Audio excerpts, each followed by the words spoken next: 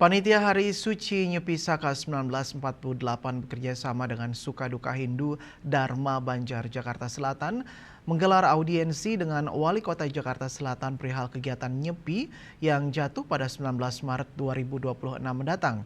Kegiatan audiensi tersebut diharapkan Wali Kota Jakarta Selatan hadir dalam kegiatan Nyepi dan kegiatan Taur Agung Kesange yang berlokasi di Pura Amerte Jati Pangkalan Jati Jakarta Selatan.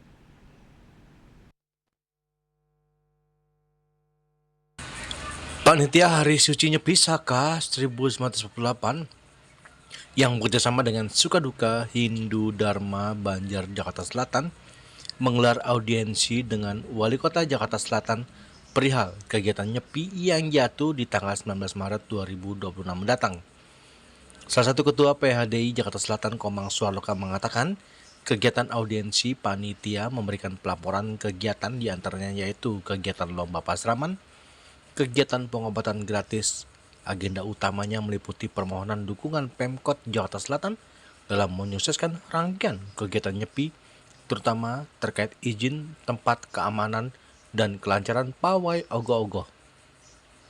Perayaan Hari Suci Nyepi juga membahas puncak acara Taur Agung Kesange yang berlokasi di Pura Amerte Jati Pangkalan Jati Jakarta Selatan.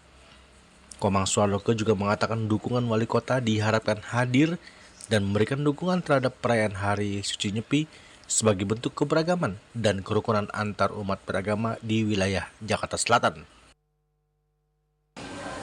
Kami mengantarkan panitia panitia Nyepi Jakarta Selatan untuk audiensi yang memang secara rutin kita lakukan kegiatan ini dan selalu mendapat dukungan dari pemerintah, dalam hal ini adalah dari wali kota Jakarta Selatan. Dan tadi juga dalam hasil Audiensi